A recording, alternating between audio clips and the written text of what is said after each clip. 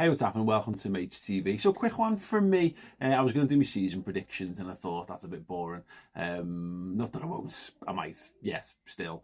But I saw that Liverpool had apparently outbid Chelsea for Moises Caicedo. Matt Law tweeted it on Thursday morning. Did a big old live stream on it on Redman's YouTube channel. But I have been thinking about it since.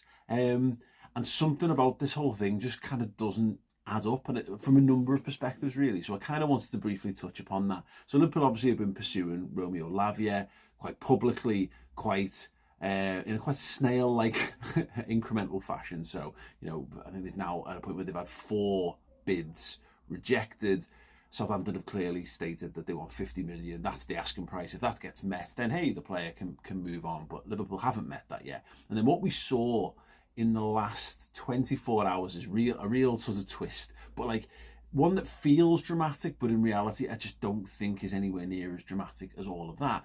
And they are as follows. So Wednesday night, it was reported by David Ornstein that Chelsea had come in and outbid Liverpool for Romeo Lavia. So where Liverpool had gone in and been rejected at 45, Chelsea were now going in around 48 and add-ons.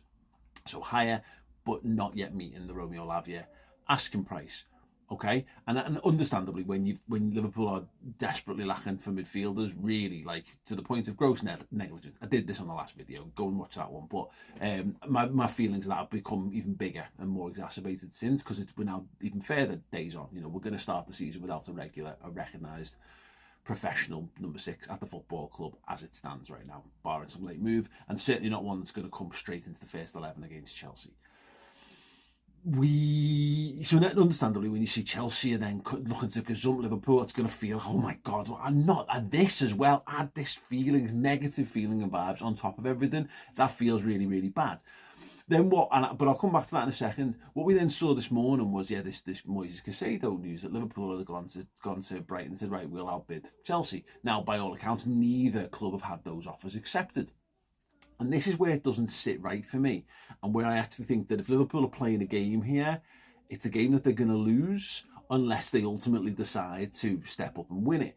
And what I mean by that is, I don't think Chelsea really want Lavia. I think they'll have him, and I'm starting to worry that Liverpool don't really want him either, because we're now at a point of the game where the asking price has been established. You've had that many bids knocked back. You're getting closer and closer and closer. And now what Chelsea have effectively done is actually remove Liverpool's next bid, because that's the next obvious incremental thing, is to split the difference between 45 and 50 and go 48-ish. Well, Chelsea have now taken that off the table for Liverpool. So that if they go back in for Lavia, they now have to put up or shut up on it.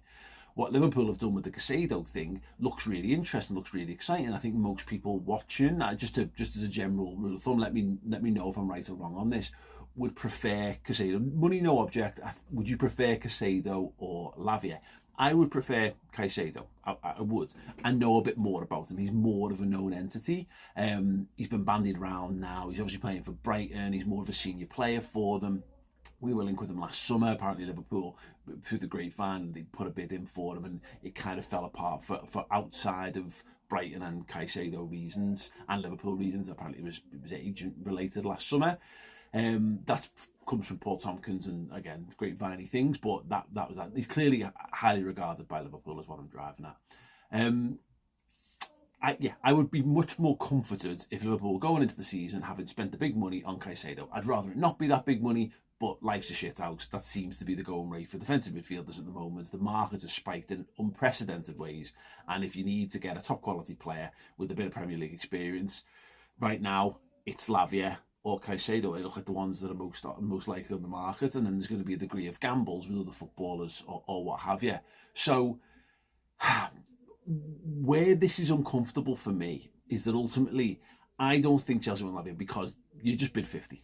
And I don't think Liverpool really want Caicedo, because if they wanted Caicedo, again, they know it's on. You've just been in a protracted battle with Southampton, relegated Southampton for a month over a 19-year-old footballer, over £10 million.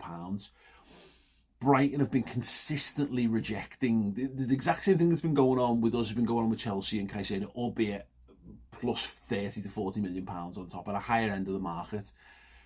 So what it feels like to me is this: it's a bit of game playing from both football clubs fine. Look, again, this stuff happens all the time. You can maybe it's put up ppressure on the player to, oh God, my dream move's about to evaporate. Look, they're going to move to someone else, and this is going to be the window closing. This is my sliding doors moment. Oh, parent, ownership, club, can you please just consider selling me?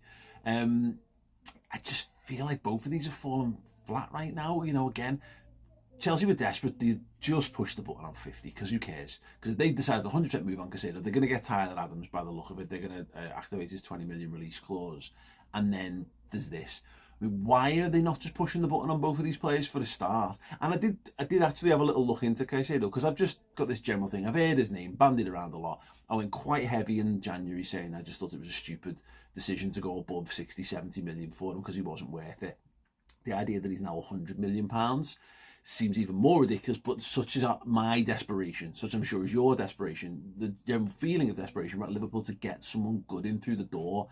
I think we've kind of forgotten who Moises Caicedo is. So I went and had a quick look, and yes, I'm going to talk minutes again, it's the reason you come here.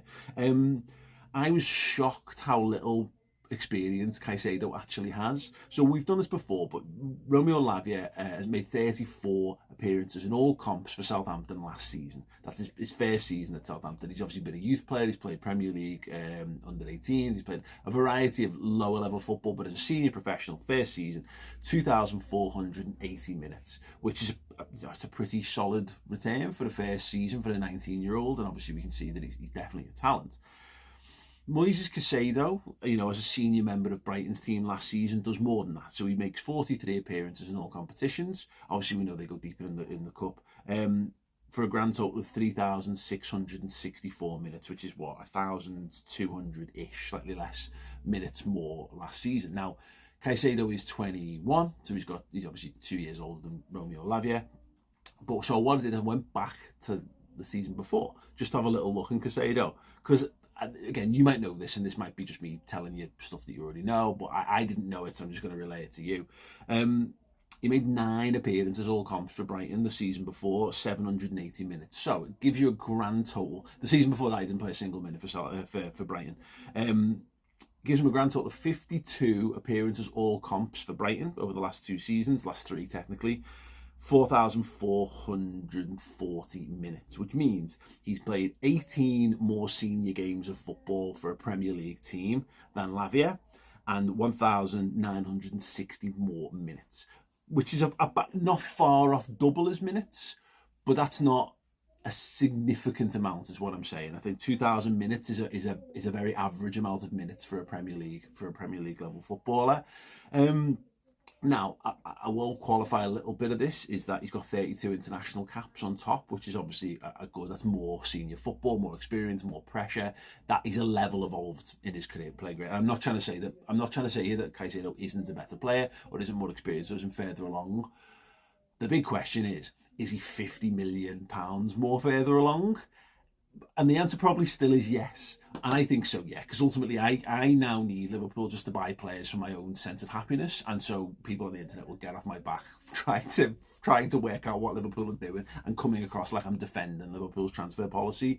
I'm not. I want Liverpool to just go and buy boss players. I really wish Liverpool had just bought Rice and Guardiola, because they would have absolutely solved, in addition to McAllister and Szoboszlai. Now that would have cost us £300 million.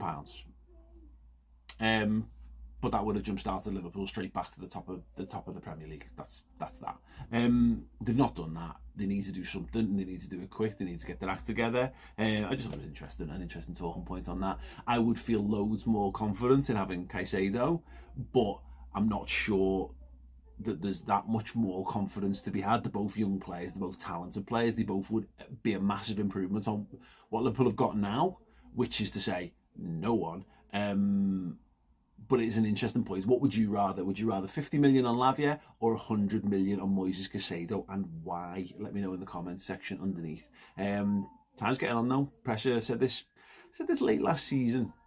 So yeah, I still do ownership stuff all the time. Obviously, I just do, and I'm not at pitchfork in hand ready kind of status. But one thing I did say at the end of the season was I thought this was a pivotal summer for Liverpool, that they needed to really, really invest in the squad, and not just to get back into the Champions League, which I think is the central crux of it, but because if you're going to have a self-sustaining business model, you've got to have footballers on your books that you can improve and then sell on for more money. And Liverpool are just short of footballers right now. This was the summer where I felt you had to go.